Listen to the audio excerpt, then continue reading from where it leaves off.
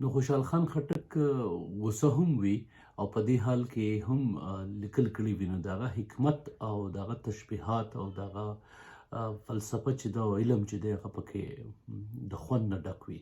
نو په دې مختصر کلام کې هم داسې لیدل کېږي، یې په خپل ګمان کې بروسا په خپل ګمان کې بروسا له اصلي کاره مایوسه. نو دا بروس چې دی یا بړوسه چې دی، بړوس یا بړوسه چې دی د دې خدای بخلي حبیبي او قلندر مومن صاحب ځان لمانې کړي دي. نو قلندر مومن صاحب ورته لیکلي دي بدخویي یا تریومخې، او حبیبي صاحب ورته لیکلي دي طبیب. نو په دې کې خو ماته طبیب سم ښکاري په دې مصرع کې، لکه څنګه چې دا شعر دی په خپل ګمان کې بلوسه، یعنی په خپل ځان دی د طبیب ګمان کېږي، خو له اصلي کاره مایوسه، اصلي کار در نه پاتې دی. یعنی ته خیال کوي ته طبیب یې، خو ستا چې کوم اصلي ذمهواري دی هغه ستا نه پاتې دي. او دانه نه یې چې دی مغز وي، مغز دا د کوم موږ چې ورته وچه میوه وایو، دا نټس چې کوم دي دې کې چې کوم دنه لکه غوز دی، په غوز کې دنه چې مغز وي او داسې نور میوې چې دي. نو دانه نه یې چې د مغز وي، بې دانې حبته بوسه، بې دانې حبته بوسه. نو دا حبته ټکي کله ناکله ما داسې موندلی چې د ابته وي، خو دا اصل کې حبته دی. حبته مراد چې دی یا معنی چې دا د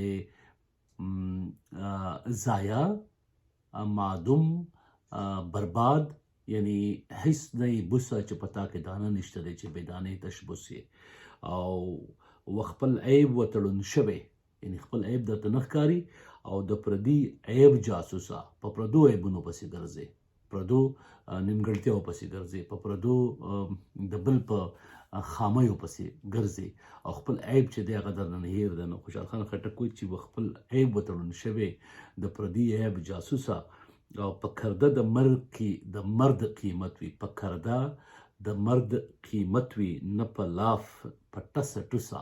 نو مرد چې دی یا انسان چې دی د هغه قیمت چې دی هغه دغه په کار دی، دغه په هنر دی، دغه په ورکړه دی، نه په دې چې لافې ولي، ټس ټوس یې راغستی وي، غوبل او شور یې راغستی وي، یا ډوزې ولي.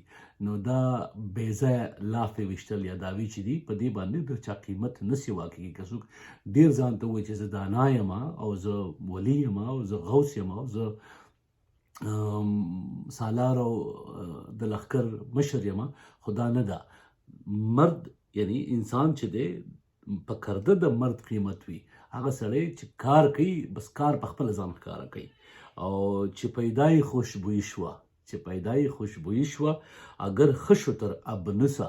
ابنوس چې دی دا یو تور قسم لرګی دی، کوم تشریح چې فرهنګ کې شوې ده او دا چمکدار وي یا ځلیدونکی وي. خو خوشحال خان خټک وایي چې پیدای خوشبویی شوه، نو اگر ښه شو له ابنوسه، نو اگر یا اگربتي چې ورته وایي، دا نری سن په سر کې چې خوشبو ده یا دا جوړ شوی وي، اصل کې دا یو خوشبو دی، یو قسم له یو بوټي نه وځي او بیا په کورونو کې، په دې مزارونو کې، زیارتونو کې بلیږي هم.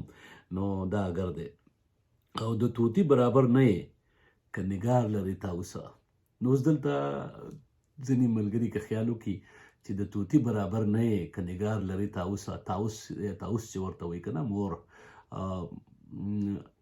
دې کې طوطي مرغۍ ده نه دی یاده کړې، دې کې د طوطیه خپله ښځه یاده کړې ده، خو طوطي ورته ویلي دي. د لومړنۍ مشره ښځه چې وه، کومه چې د پښتو ادبي ټولنه کابل ده، نو د هغو چې کوم تشریح د دې کړي ده ویلي دي په رباعیاتو کې، د هغې نه حواله راغستې ده. نو په رباعیاتو کې د ده د لومړنۍ ښځې نوم طوطیه دی.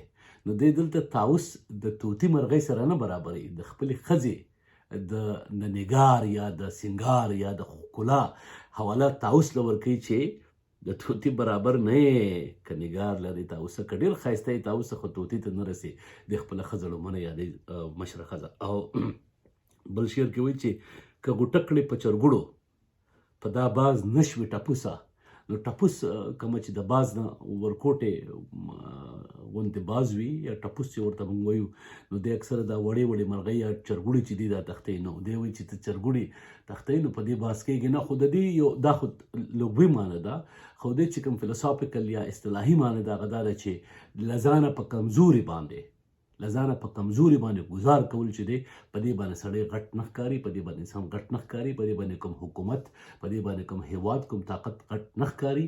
یعنی د ځان برابر هیواد سره، د ځان برابر لښکر سره، د ځان برابر سړي سره مقابله پکار ده. ځان کمزوري خوار څوک کتی شي گزار پې کولی شي.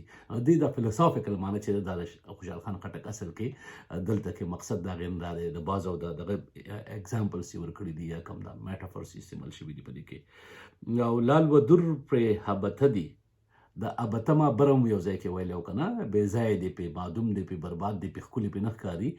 لال و در پې هبته دي چې رنګ نه لري وروسه، نو چې ناوې ښایسته نه وي نو ما بخل دا شعر ته د رحمان بابا یو شعر هم دی چې هغه ناوې چې له ځایه ښایسته نه وي څوک به یې څه کاندي ښایسته مور او نیار. ما بخل داسې یو شعر دی.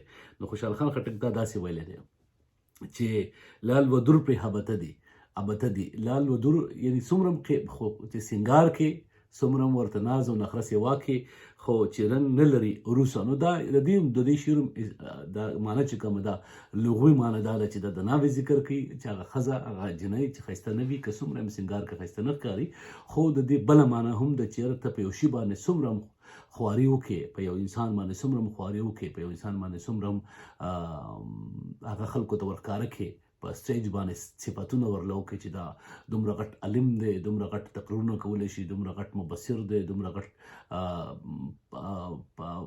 لونګۍ یې په سر ده او اکو بکو که نه، خو چې په هغې کې کمال نه وي نو هغه به خلکو ته یو ځل خامخا ښکاره کېږي چې دا بې کماله دی، دا سړی یا انسان یا ښځه بې کماله ده. نو که په صفتونو یعنی معنی په مصنوعي صفتونو باندې، په مجازي صفتونو باندې یو شی ته نه ښایسته کولی شي، نه په چا خرڅ وختي توګه به یې خرڅ ضرور کې، خو اصلي شی چې دی هغه به خامخا راښکاره کېږي. معنی دا ده.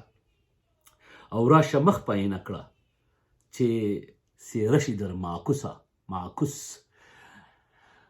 آینې ته وګوره چې خپل اصلي تصویر در ښکاره شي. نو آینه تشریح په شیشه کې کتل، شیشه سړي ته خپل اصلي مخ کوي. او د دې معنی دا ده چې تنقید او نقد چې دی یا د بل چا لخوا چې ستا اصلي څهره در ښکاره کول دي، هغې معنو کې مغسل کېدی شي. او اخري د دې چې کوم مقطع ده، د خوشحال خټک توبه ده ستا له زرقه له سالوسه.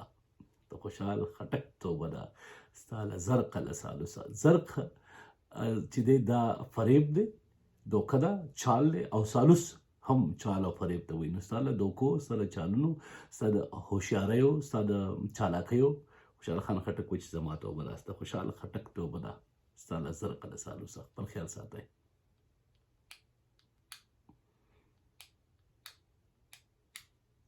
نه بندېږي.